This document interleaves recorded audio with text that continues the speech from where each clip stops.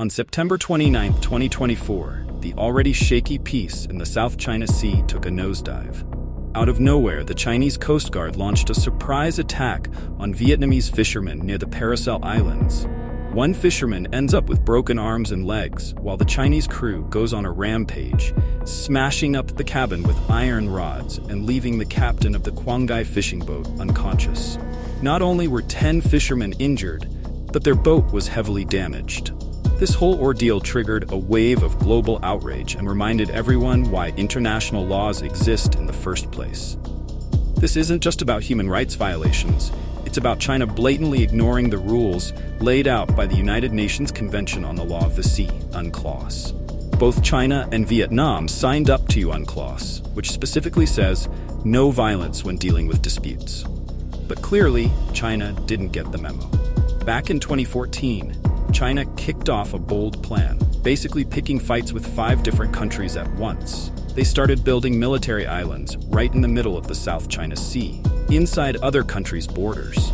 These aren't just regular islands either. We're talking full-on military bases with ports, airstrips, and anti-aircraft guns, ready for war at a moment's notice. In just 2 years, China managed to build not 1, not 2, but 7 artificial islands in someone else's backyard, without asking for permission. This is exactly why US military experts believe these islands could be the flashpoint for World War III. It all started when the Chinese Communist Party decided to flat out ignore other countries' borders. So why is the South China Sea such a big deal? Why would China risk sparking World War III over it? That's exactly what we're going to dive into in this video. Before we get started, I want to ask for your help. My recent videos have been getting buried in the algorithm, probably because we're talking about sensitive topics like war. So if you find this video interesting, do me a favor and hit that like button. It makes a huge difference. Thanks, and let's get into it. Why the South China Sea is so strategically important. Bordered by China, the Philippines, Vietnam, Thailand, Taiwan, Malaysia, and Indonesia, the South China Sea is packed with valuable resources. An estimated 28 billion barrels of oil, 266 trillion cubic feet of natural gas, and a staggering 13% of the world's marine biodiversity. Even though fish stocks are declining fast, the South China Sea's rich resources make it a crucial global trade route. In 2019 alone, a jaw-dropping $3.37 trillion in global trade passed through the South China Sea. It's one of the world's busiest shipping lanes, connecting goods flowing between the Pacific and Indian Oceans. Oil and minerals head north, while food and manufactured goods move south. China is heavily dependent on this region. About half of its oil imports come from the Middle East, and the majority of those shipments must pass through the South China Sea. China's economy also thrives on exports, and much of its manufactured goods make their way to global markets through this same region. So yeah, the South China Sea is vital to China. But does that mean it belongs to China? Not so fast. Let's take a closer look at China's claims and why they're so controversial. First, we need to understand the rules. The United Nations Convention on the Law of the Sea, UNCLOS, signed in 1982, sets out the law of the sea. Basically, each country has sovereign rights over waters extending 12 nautical miles from its coast. But beyond that, enter the Exclusive Economic Zone, EEZ, which stretches up to 200 nautical miles, about 370 kilometers offshore. Within this zone, countries can manage and exploit resources such as fishing, oil, gas, etc. Now, here's where the tension heats up. While China recognizes these international rules, so do other countries in the region, like Vietnam, Malaysia, and the Philippines. And guess what? Their EEZs overlap significantly with China's claims. Despite this messy overlap, these nations stand together in pushing back against China's excessive claims, which cover almost the entire South China Sea. So why is China so determined to control this area? And are their claims legitimate? We'll dig deeper into China's arguments, but one thing's for sure. This fight over the South China Sea is about much more than just water. It's about power, resources, and who gets to call the shots in one of the world's most important regions. But before we dive into China's case, if you're enjoying this breakdown, do me a favor. Hit that like button. It really helps get the word out. especially since this topic doesn't always play nice with the algorithm. Let's jump back in. China's bold move to control the South China Sea. When it comes to the South China Sea, China is playing by its own rules.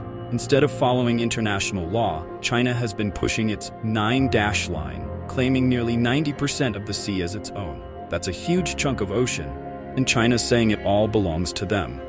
But there's no solid legal reason for this claim. According to the Chinese Communist Party, a Chinese explorer found the South China Sea long ago, so they believe it should belong to China. If we followed that logic, then China would technically belong to Italy, because Marco Polo discovered China, right? Time for the CCP to hand over the keys to Italy? Just kidding. Seriously though, this flimsy reasoning is what China uses to justify its claim over the South China Sea, leading to some serious tensions with neighboring countries. China's been flexing its muscles, building artificial islands and sending in over 200 ships to disputed areas like Whitsun Reef, trying to back up their claim on fishing and resources. Other countries aren't staying quiet. In 2012, the Philippines renamed parts of the South China Sea as the West Philippine Sea to assert their control, and Indonesia followed suit in 2017 by renaming part of its waters the North Natuna Sea. Meanwhile, China's been busy building not just islands, but full-on military bases in the southern part of the sea, complete with troops, airstrips, and missile systems. Now, under international law, these islands fall within the Philippines' exclusive economic zone. So the Philippines took China to court, and in 2016, an international tribunal ruled in favor of the Philippines. The verdict? China had violated their sovereignty. But guess what? The CCP just ignored the ruling and kept on building. Tensions hit a new high when China declared the airspace over these disputed areas as an Air Defense Identification Zone, ADIZ, demanding that any aircraft flying over it needed China's permission. This didn't sit well with the Philippines or other countries, but China claimed it was just a defensive move. One big part of the 2016 ruling involved the Spratly Islands, which are claimed by several countries, including China, Vietnam, the Philippines, and Malaysia. The court decided that these islands were actually just rocks and couldn't extend the EEZ of any country. While this undercut their economic importance, it didn't cool down the regional tensions. China's been using a salami slicing tactic, slowly surrounding islands controlled by other nations with ships, cutting off access, and gradually taking control. It's a slow game, but China is determined to win piece by piece. Why is China escalating tensions with its neighbors? In the early 2000s, China's leadership made decisions by consensus. No one got too much credit or too much heat.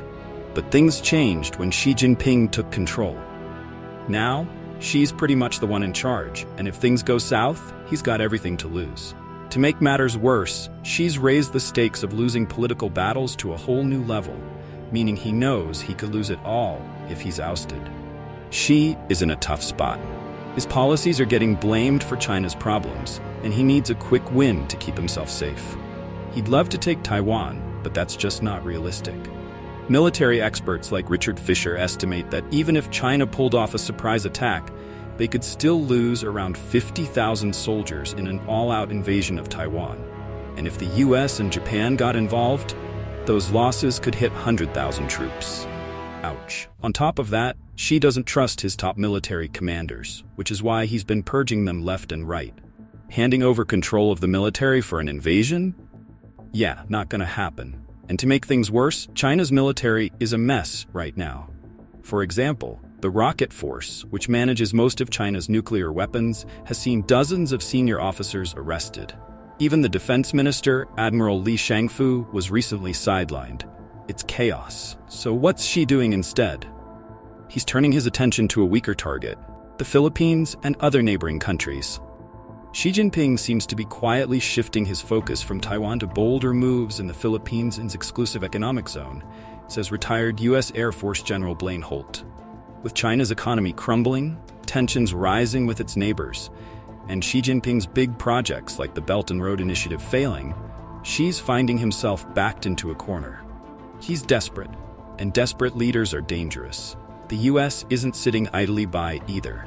As a close ally to many countries in the region, the US has ramped up its military presence in the South China Sea. In April, during joint military drills with the Philippines, the US even deployed a missile system capable of hitting targets on China's southeastern coast. This move, according to reports, has left Beijing seriously rattled. Now, this all ties into China's aggressive push to claim nearly the entire South China Sea through their 9-dash line.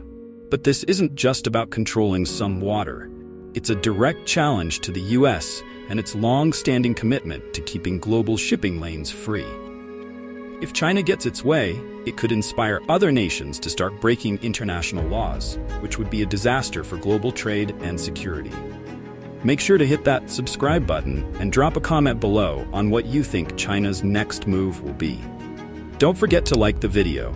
Your support helps us bring you more breakdowns on the biggest international stories. Thanks for watching, and let's keep the conversation going.